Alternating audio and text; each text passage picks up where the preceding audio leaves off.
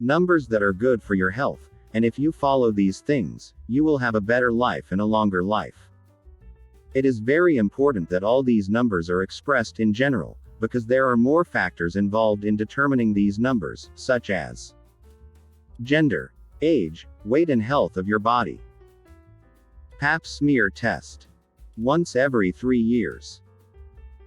Daily calorie intake. 2,000 calories per day for women.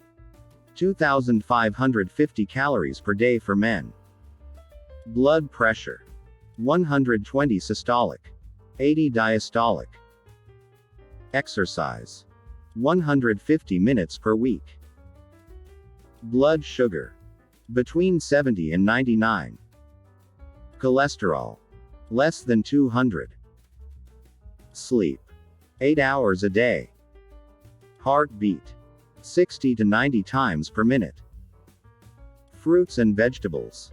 2 daily meals. Fish. 2 times a week. Cereals, grain. 3 meals a day.